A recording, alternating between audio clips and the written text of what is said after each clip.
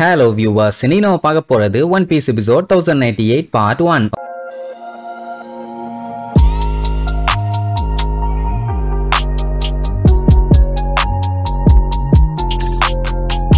Open பண்ணா போன episode நம்மளுங்க அந்த பெரிய சைஸ் ஜெயண்ட் ரோபோட்டை திரும்ப வேகாபங்க கிட்ட ஆக்டிவேட் பண்ண சொன்னாங்கல்ல. பட் அது என்ன பண்ணிருக்குது, மரி ஜாய்ஸையே போய் அட்டாக் பண்ணிருக்குது. இத கேட்டுட்டு ஆடி போயிட்டானுங்க. இப்ப மட்டும் திருப்பியும் இந்த ஜெயண்ட் ரோபோட்டை எழுப்பி விட்டானுங்கன்னா இவங்களுக்கு தான் பெரிய பஞ்சாயத்தாமா. சொல்ல போனா இது ஒரு டெட்லி வெப்பன். அது மட்டும் இல்லாம 900 இயர்ஸுக்கு முன்னாடி உருவாக்கப்பட்டது. இப்படி ஒண்ணு 900 இயர்ஸுக்கு முன்னாடி உருவாக்கி இருக்காங்கிறது யாராலையும் நம்ப முடியல. பயங்கரமா இருக்குன்னு இவங்க எல்லாம் ஷாக் ஆவாங்க. ஆனா அங்க லூஃபி எது இது அட்டாக் பண்ணிச்சா, வா ரே வா, எப்படி அட்டாக் பண்ணிருக்கோம்? லேசர் பீமை வச்சு அட்டாக் பண்ணிச்சா இல்ல நெருப்பு வச்சு அட்டாக் பண்ணிச்சா? வா மறுபடியும் நம்ம அந்த மாதிரி பண்ணுவோம்னு சொல்லிட்டு கைய நல்லா பெரிய சைஸுக்கு மாத்தி அதோட தலையில போட்டு தட்டு தட்டு தட்டு தட்டுன்னு தட்டி எழுப்ப ட்ரை பண்ணுவான். டே வேணாண்டா அப்படி பண்ணி உடச்சு தொலைஞ்சாதன்னா கேட்க மாட்டான். சரி எதுக்காக இது மரி ஜாய்ஸ போய் அட்டாக் பண்ணுச்சு அப்படின்னு கேட்டா அந்த விஷயம் ஏன் எதுக்குன்னு தெரியல. ஆனா ஒரு பெரிய சம்பவமே நடந்திருக்குது. எப்படி அதை அட்டாக் பண்ணிருக்குன்னு ஒரு சின்ன கிளிப் மாதிரி காட்டுவாங்க. ஆக்சுவலா இந்த சம்பவம் வந்து வேகாபங்க் கேள்விப்பட்டதை அவன் இப்படி சொல்லுவான். இது மரி ஜாய்ஸுக்குள்ள போனவனே அதை பார்த்துட்டு அங்க இருக்க செலஸ்டியல் டிராகன்ஸ் எல்லாம் 90ல ஓடிட்டானுங்க. இது ஆக்சுவலா அவ்வளவு தூரம் போயிட்டு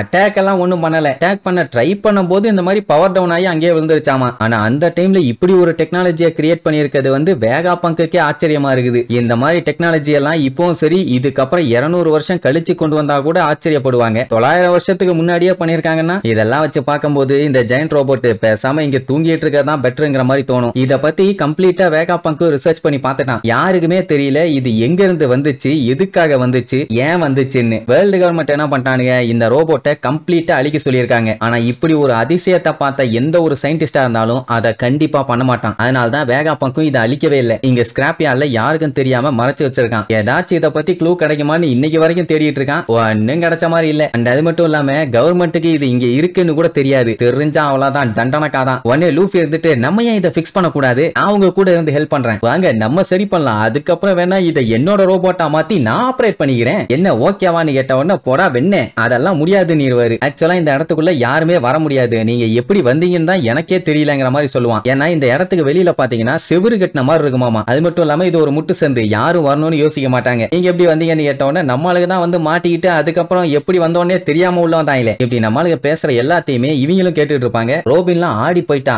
200 வருஷத்துக்கு முன்னாடியான்னு. ஆக்சுவலா அந்த டைம்ல தான் ஃபிஷ்மேன்ஸுக்கு அவங்க ரைட்ஸை திருப்பி கொடுத்தாங்க. அது மட்டும் இல்லாம அந்த டைம்ல தான் யூகோ கிங்டமும் கவர்மெண்டோட அஃபிலியேட் ஆனது. சொல்ல போனா அதுக்கப்புறம் தான் அவங்களுமே ரெவரியை வந்து அட்டெண்ட் பண்ணாங்க. இந்த ரோபோட் செலஸ்டியல் டிராகன்ஸை போய் அட்டாக் பண்ணி இருக்குதுன்னா இதுக்கு பின்னாடி யார் இருப்பா, எப்படி இதை பண்ணிருப்பாங்கன்னு ஒரே குழப்பம். இன்கேஸ் அந்த ஜெயண்ட்டை மட்டும் யாராச்சும் ஆபரேட் பண்ற மாதிரி இருந்தா யாராலையுமே அவங்கள ஸ்டாப் பண்ண முடியாது. அண்ட் இவங்களுக்கு இன்னொரு ஷாக் என்னன்னா இவ்வளவு பெரிய சைஸ்ல இருக்க ரோபோட் ரெட் லைனை கிளைம் பண்ணி எப்படி மரி ஜாய்க்கு போச்சுன்னா. ஆக்சுவலா நம்மளுக்கு இந்த ரோபோட்டை பார்க்கும்போது இவங்கள தூக்கிட்டு வந்துச்சுல்ல அந்த ரோபோட்டும் இதுவும் ஒரே மாதிரி இருந்த மாதிரி ஒரு ஃபீலிங். மேட்டர் என்னன்னா வேகாபங்க் இதே மாதிரி ரோபோட்டை தான் ரெப்ளிகேட் பண்ண ட்ரை பண்ணி தான் அந்த ரோபோட்டை ரெடி பண்ணது. ஆனா இவனோட மொத்த பிரெயினை யூஸ் பண்ணி எவ்வளவு டெக்னாலஜியை யூஸ் பண்ணாலும் அந்த மாதிரி ஒரு ரோபோட்டை கிரியேட் பண்ண முடியல. அவ்வளவு பெரிய ரோபோட்டா இருந்தாலும் பவர் இல்லாம ஷட் டவுன் ஆயிருக்குது. என்ன பிரயோஜனம்? பிராங்கிக்கு ஷாக் ஆகிற விஷயம் என்னன்னா இவன் பயங்கர ஜீனியஸான சயின்டிஸ்ட், அவனாலேயே ரெப்ளிகேட் பண்ண முடியலன்னா யாரால பண்ண முடியும்? இவனுக்கு தெரிஞ்சு அதுவே ஒரு பவர் சோர்ஸ் தான். பட் என்னதான் இவங்கிட்ட சயின்டிபிக் டெக்னாலஜி அந்த அளவுக்கு ஸ்ட்ராங்கா இருந்தாலும் அந்த அயன் ஜெயண்ட் ரோபோட்டை இவனால பெர்ஃபெக்ட்டா ரெப்ளிகா பண்ண முடியல. சொல்ல போனா அதுவே அவனுக்கு ஒரு பெருத்த அவமானமா இருக்குது. லூஃபி மத்தவங்க எல்லாருமே நல்லபடியா இருக்காங்க.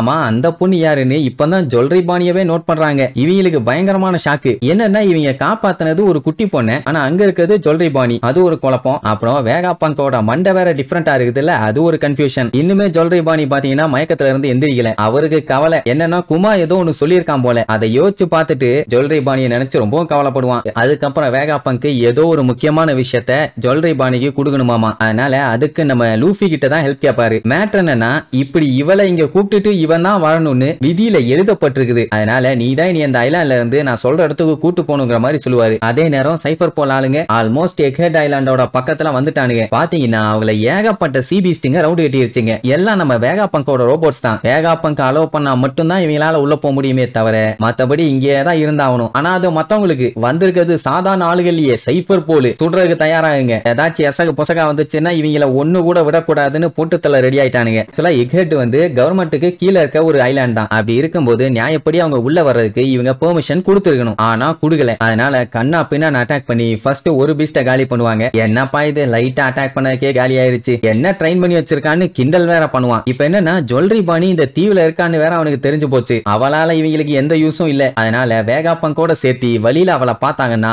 அவளையும் போட்டு தள்ளிட்டு போயிடலான்னு முடிவு பண்ணிட்டானுங்க. இப்ப என்னன்னா இங்க பயங்கரமா டிஸ்கஷன் போயிட்டு இருக்குது. என்னன்னா இப்ப அவங்க வந்துட்டாங்கன்னு நம்ம ஆளுகளுக்கு தெரிஞ்சு போச்சு. இதுல பிரச்சனை என்ன தெரியுமா, பைரட்ஸுங்க இங்க இருக்காங்க. இவங்க இருக்கும் போது அவங்க இங்க வந்தாங்கன்னா இவங்களையும் சேர்த்து வச்சு சம்பவம் பண்ணிடுவானுங்க. ஆல்ரெடி சம்பவம் பண்ணதான் வர்றானுங்க. பட் அது இவங்களுக்கு தெரியாது இல்ல. ஒன்னும் பஞ்சாயத்துல நாங்க மாட்ட மாட்டோம் மறைஞ்சிக்கிறோம்னு சொன்னா ராப் லுச்சி இங்க வந்துகிட்டு இருக்கான். டெஃபினட்டா அவங்க கிட்ட இருந்து எஸ்கேப் ஆக முடியாதுன்னு சொன்னோன்னே இவங்களுக்கு தூக்கி வாரி போட்டுருச்சு. ஏன்னா ஆல்ரெடி அவங்க கூட படாத பாடுபட்டு சண்டை போட்டு ஜெயிச்சு தப்பிச்சு வந்திருக்காங்க. இப்ப மறுபடியும் மாட்டினா தூக்கி போட்டு வாயிலையும் மிதிப்பானே. இத சொன்னா அந்த லிலித்து கிண்டல் பண்ணுவா.